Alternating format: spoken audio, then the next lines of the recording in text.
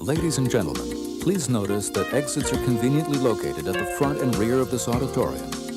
When leaving the theater, we suggest that the exit at the front of the auditorium will allow you easier access to the parking areas. Thank you. Hi, I'm Mike Butler. And I'm Mike Field.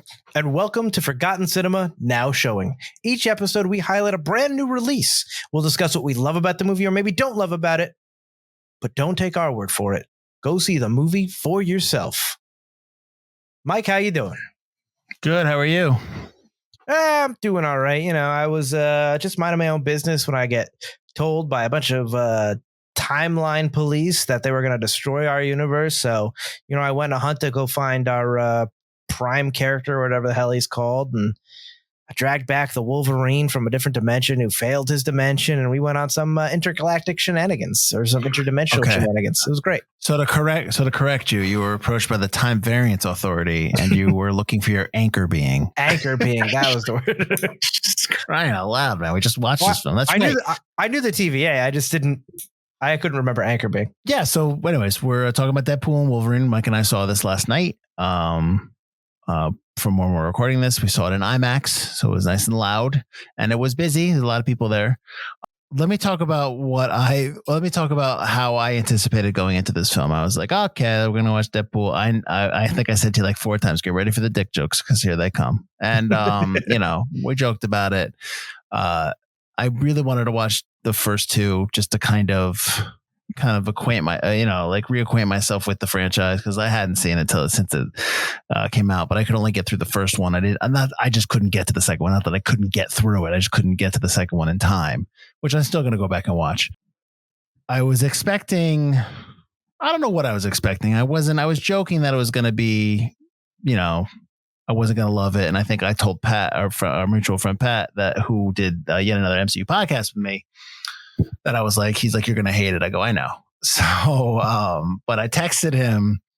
I just texted him this morning and I was like, I just texted him one line. I said, I didn't hate it. So he was like, whoa. So, there's obviously stuff in here that's still kind of Deadpool and that's fine. Yeah, I was going to say, it's not like there weren't dick jokes. No. But I think that my biggest takeaway is that the inclusion of Wolverine and Hugh Jackman brought a lot of emotion and dramatic scenes and just of that character that really helped this film. And I think really helped through osmosis, the Deadpool character and Ryan Reynolds. And I also think that I hope Sean Levy should no longer be an underrated director. Like he can really direct the film. I mean, I've known that, but I think that his addition, I don't think he did the second one, right? This is his his first Deadpool. Right. I think he's a big reason why this film, along with Jackman's inclusion and what they're talking about. I mean, I'd have to go back and watch 1 and 2, but I really enjoyed the film. I had a good time in the theater. The cameos were fun. You know, there was like Butler said, there's some stuff like the when they fight all the Deadpools at the end, like that stuff. I'm like, I've been there, done that with other movies, so it wasn't really like, oh, look at them all. Like it was just kind of like, all right, stuff like that. But tell me what you thought, because I can keep going on. I liked the movie. I think it had some heart from the addition of Wolverine and Sean Levy's directing. But I think the second one had a little bit of heart toward the end, which I was surprised about when he goes back and meets Vanessa before he time travels and saves her in the second one. And she tells him he's got to go back and, you know, he doesn't want to. My problem with this movie is that it's a big nothing burger, that in the end, they save their universe, so they're still the Marvel universe, they're still the Fox universe. They act like this is the end. It's only the end because Disney doesn't want to do their stuff anymore. Deadpool doesn't go into the Marvel universe. Hugh Jackman doesn't go into the Marvel universe. The movie begins with them going, all right, we're going to combine everything or get rid of it.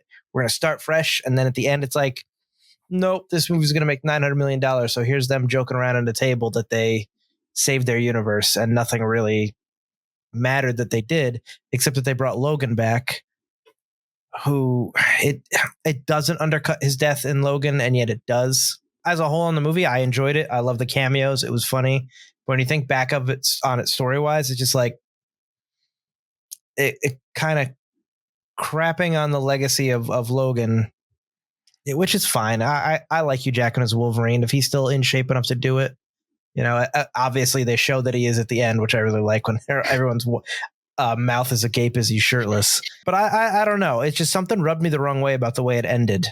That I just in the last day or so I haven't been able to get my head around, and I'll probably get over it because, like I said, the jokes landed. But just something about the lack of a real ending.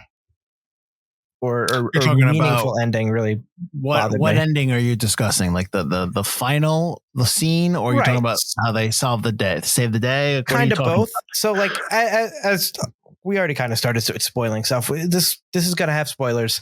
So at the end, they have to join hands because they have to put the positive and negative antimatter energy together, and it's going to vaporize both. It's the Guardians of the Galaxy ending. It's the Guardians of the Galaxy ending. That's absolutely what it is. Yeah. And they do it and they survive because healing factors. And when they hold hands, apparently it's some more powerful healing factors. Blah, blah, blah. They survive. But then the reward is the TVA puts Deadpool's universe back together. And Hugh Jackman, because he's alive, they won't fix Hugh Jackman's universe because it made him the hero he is. But he can stay alive in Deadpool's universe, basically. Okay, so that rubs me that way. Well, you're not. I don't think you can answer this because I don't think you are as knowledgeable in the comic world as some other people. So, but I'm still going to ask you because I had confusion about the worlds they're in. He is in Earth 616, which is our world, essentially, right? Is the main MCU universe, correct? Yes. And he's talking, yes, because they say that before he's having the interview with what's his name, Hoagie, right? Hogan, yeah, Happy Hogan, Happy Hogan, and he's trying to get into the Avengers, and he says no, okay, fine, and then it goes to Earth 10,005, and which that's the Earth. That's the universe that this is where it ends, correct? Where that's his universe now. That's his universe, right? That's his Fox universe, okay. I assume. That's okay. That's the X-Men universe. That's okay. That's the universe with the Logan, where Logan is. That's the universe where Logan, the Logan movie. Logan died. The X-Men movies all took place, and Deadpool took place. Not necessarily, obviously, the same as Blade and Elektra. Their universes are all separate, which they kind of mentioned. But is that a concoction of this film, or is that a concoction that's always been there? That's a concoction that happened when Marvel kind of tongue-in-cheekly went, all right, so 616. I know the Marvel comics have their own Earth as well, but I don't remember what number that is. The movies have their own universe. The spin-off comics have their own universe. The Ultimates have their own universe. That's been a thing for a while, and they do have numbers. This might be the first time Fox's has been numbered, but it might be a deep cut thing. Okay, that's fine. I just wanted to ask you that. The other thing is you talk about at the end where he goes and gets Logan and he becomes the anchor being for that world. I actually kind of thought that, and they didn't say it. I thought they were going to say that like because Deadpool saved their universe that he became the anchor being of that universe, but they never said that. So I was like, oh, okay, I guess we're not saying that. I guess we are saying that Logan is the anchor being, which I don't like. Yeah, go ahead. Did they say either? No, they didn't say anything. Yeah, no, because he says, okay, yeah. No, because Deadpool says, oh, I brought the anchor being back. We're here. Now he's the anchor being of this world. And you saved this world. Oh, and the guy does say you can't do that. It's not how it works or whatever. Right. And but he's done it, but they never explain that what he's saying is accurate. So that's why I thought there was like, no, Deadpool, it's you. But regardless of that, I don't like the idea of the anchor being, number one, because that's all I hear about now online. But this is also, I'm worried, Mike, that they're going to use this anchor being stuff to explain why we just heard that Robert Downey Jr. is coming back as Dr. Doom. Like I read, and this is an off topic of what we're talking about here, but I read that one of the theories, which is probably wrong, is that Iron Man was the anchor being of 616, and that world is slowly dying. So in order to stop that, they go and get another Tony Stark, but they don't realize that it's Dr. Doom. So they bring a Tony Stark over that's Dr. Doom. Like that's what I read. That's one of the theories. I can see that theory being correct. Yeah. I just don't like the idea of the anchor being thing. I don't think that works. I'm sorry. I just don't, I'm not a fan of it, but whatever. Who cares? It's a film. I think you're going to see that.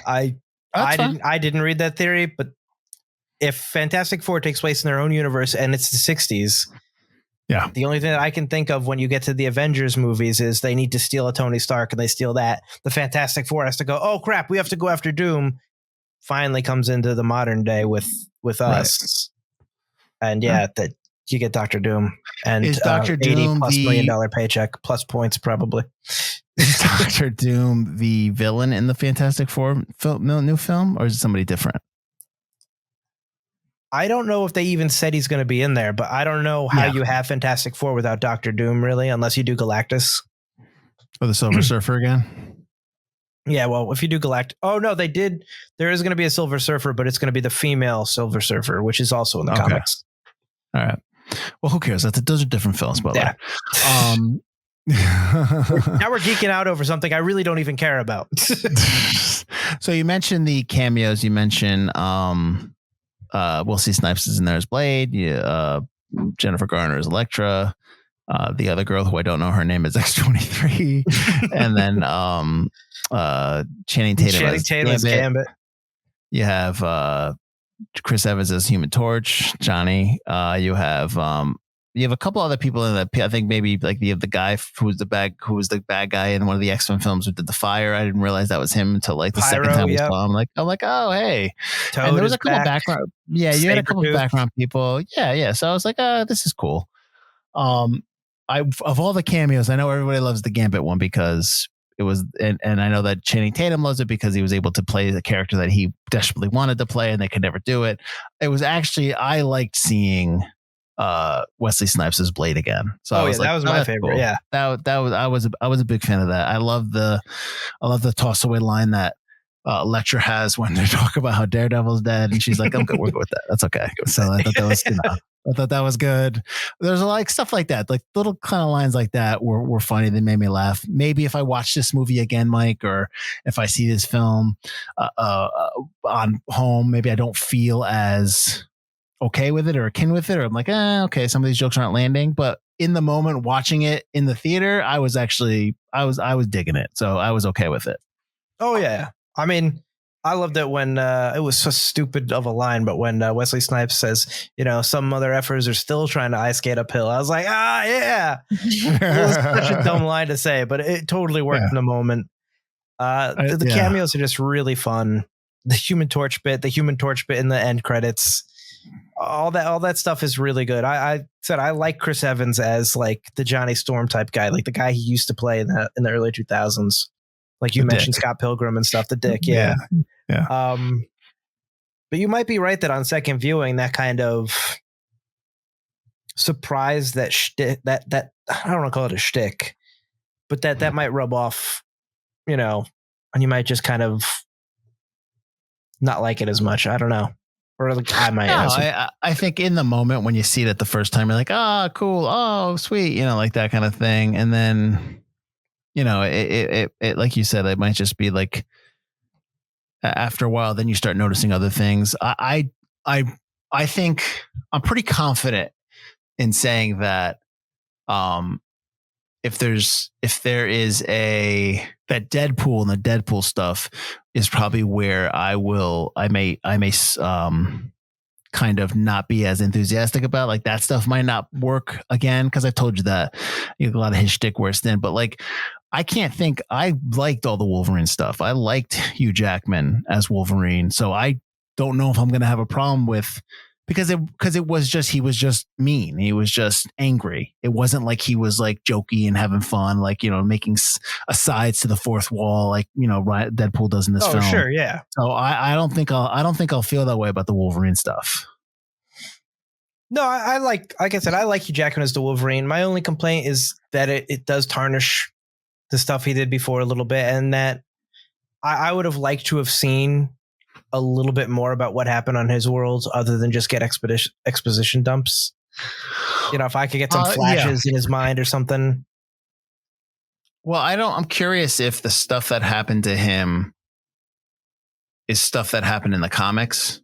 I don't know. I'm wondering if that's based on anything or that's just something they came up with for the movie. I mean, his rage is in the comics that like, I just got so mad. I started killing everything. Yeah. That's his berserker rage is a big part of the comic. Like that he just gets into this, like, even if you're his friend, kind of get away from him when he gets in the rage mode. Right. Yeah. So, do you have a problem? I mean, did you have a problem with them desecrating the Logan grave in the beginning of the film? I thought it was really funny. I didn't have a problem. I know some people did online. Some people were like, oh, it ruins the end of Logan. But like, I think story-wise, it kind of ruins the end of Logan. But I don't think desecrating, like just using his adamantium skeleton ruins anything. The guy's dead and dissolved. Who cares? It was funny. I like when he gets himself with the blades at the beginning. It's like, I got my own fucking arm, and he's has to take it out. I thought that was pretty good. You do sacrifice kind of, I think, one probably negative, or just like for the sake of you getting this Deadpool and Wolverine mash, you do sacrifice a lot of the stuff you've already built up within Deadpool and the supporting characters, his girlfriend, all that stuff. Like you just kind of, they're not in the film. They're in the film. They're bookending the film, and they're not part of they're part of the franchise, and now they're not. And it's like, and you sacrifice all them because just to do the Deadpool and Wolverine stuff.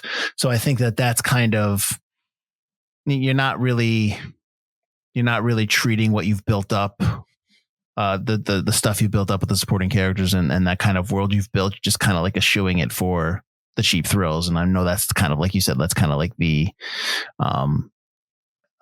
criticism of the film.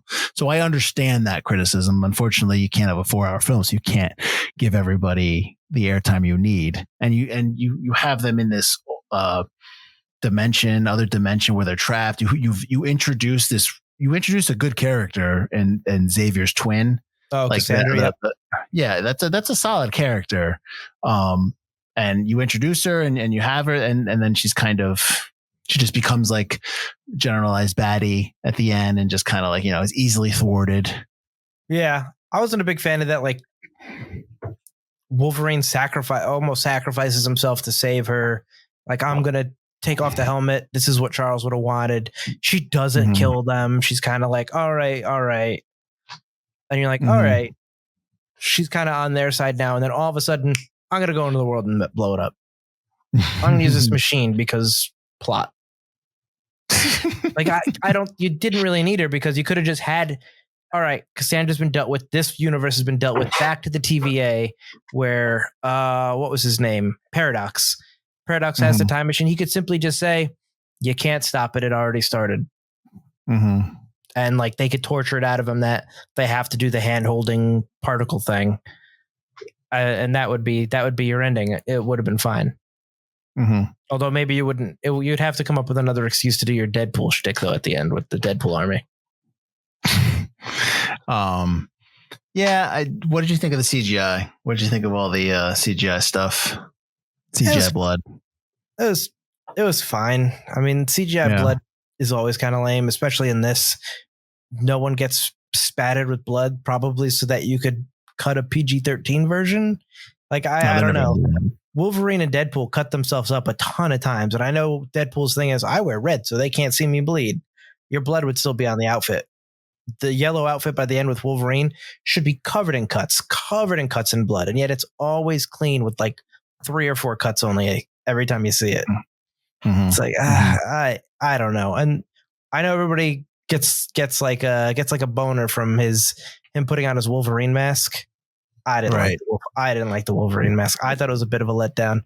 I didn't like the white eyes. I think it should have just been a mask where he could see his eyes. They made it really obvious it was CG and not really there. Deadpool's eyes are CG. Yeah, but he has the expressions and stuff like that. And where Wolverine's is just flat, like white. And Deadpool's eyes are CG, but the mask itself is real. I felt like Hugh Jackman's mask wasn't necessarily real all the time. There's an image where his mask is real, except the eyes are not. he can see. They're not white. They're cut out. That's probably how I would have preferred the mask with the cutout eyes.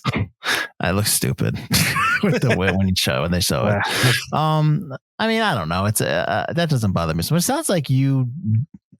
So would it be safe to say that you enjoyed the experience of seeing the film, but as further reflection, you don't think you'd like the film if you saw it again? I think we've swapped bodies for a second, and like I think I have what your opinion would have been of the movie normally, and you have what my opinion is. I like I said, I enjoyed the watch, and I enjoyed watching it. I don't. The only thing we differ at is I don't anticipate what my second viewing would be. Maybe it would be that I'd have to go through it and be like, okay, no, I wasn't a fan of this. It was a really fun watch. There's a lot of funny stuff. I mean, I wouldn't watch it tomorrow. I'm not going to go. This is a movie I would need to go back in this theater and see 3 times in a row. You know, when it came out again, I would probably watch it. I'd probably watch it with Elise because there's a lot of funny stuff and all the cameos. I loved the other Logans that he meets. I liked Wolverine. I thought that was really good. Yeah. But yeah, I don't like the way that, you know, you kind of bring Hugh Jackman back after he left, which ruins the whole legacy of the original character. And the X-23 stuff makes no sense because she's supposed to be from their universe. Or are we saying that's an alternate X-23 or now there's 2 X-23s? I don't know. I don't know what to tell you. And like, and we got her. So she's sitting at the table she's the only one, not Blade, not Elektra, not Gambit. Right. You know, it's just her because that's the character, which I am happy about because I would have been mad if they killed her off in this with Elektra and if she got eaten with the rest of them, because the whole point of Logan was to save X-23. He sacrificed himself for her. So if she ended up dying in this movie, I would have been a little bit more down. And that's probably why you have her there. That's probably why she's there. Because of that. I mean, because of what you said. So, I just wanted this to have more of an effect on the Marvel universe as a whole. No, I don't think it'll have any effect. I don't think. Well, no, clearly, because they don't actually end up in that universe. No, I mean, like I said, it'd be interesting to see if they move forward with the anchor being kind of thing. Maybe they introduce that, but no, I don't think. You don't think Deadpool's going to show up in any of the Avengers? He might show up in Secret Wars just because the universe gets destroyed and they end up in this basically the same place they were, basically the trash heap land. So he might show up in that because the universes all get destroyed. Okay. So, all right. Yeah. So, I mean, I think like it's a fun watch. Oh yeah. I think everybody should check it out. Yeah. I don't, Butler anticipates a bad second watch for him. I can't answer that question. I'd love to see it again and just I do want to watch the other 2 again. So, I probably will try to just watch them all, but, yeah, I had more fun than I anticipated, and I enjoyed the cameos well. I didn't care about the Chris Evans Human Torch thing. Oh yeah, that's great, but I think, like I said, the Blade and that was fun. The Elektra one is fine. Yeah. I don't really have any emotional connection to Gambit or wanting to see that movie. So I just kept, as he's talking in the film, as Channing Tatum's doing that thick Creole accent. Yeah. I'm like, I could not watch a 2-hour film of him talking like this. Absolutely not. So who is your dialect coach? Yeah. I was like, I'll pass. I can't spend 2 hours with this. But yeah, I liked it. It was good. It was fun. I had a fun time, and it was busy. It was good to see a busy theater and a theater that I didn't have to work or clean or anything like that. I could just leave. So that was great. True. All right. So, I guess, do you want to kind of tell everybody where to find us? So if you liked what we did here, if you want to hear more, we do the now showings for big releases that we want to see. Our next one's going to be Alien Romulus. If you're interested in the Alien series, on our Patreon, where you can support us, we have a whole lead-up series where we go back and look at all the Alien films, or you could just watch our regular show, Forgotten Cinema, where we talk about films that seem to be forgotten by audiences, whether it be because a more popular movie was released at the same time or the film simply didn't catch on with an audience in its initial run. We discuss about movie facts, what we like about the movie, all about it. And it's fun to go back to movies that you kind of maybe forgot about, but you're like, oh yeah, I like that movie. We are about to be 18 seasons deep into that show as of this recording. So go back through, check it all out on either YouTube or wherever you're listening to this. If you're listening to this in podcast form, And if you want to support the show further, like I said, we have a Patreon or we have a merch store as well at ForgottenCinemaPodcast.com. Awesome. So thanks for watching, everyone. Thanks for listening. We'll see you next for the now showing for Alien Romulus. And then after that, I think we're doing Beetlejuice 2, if I'm not correct. Beetlejuice. Well, you can call it Beetlejuice 2. Until then, everyone, I'm Mike Field. I'm Mike Butler. And this has been Forgotten Cinema Now Showing.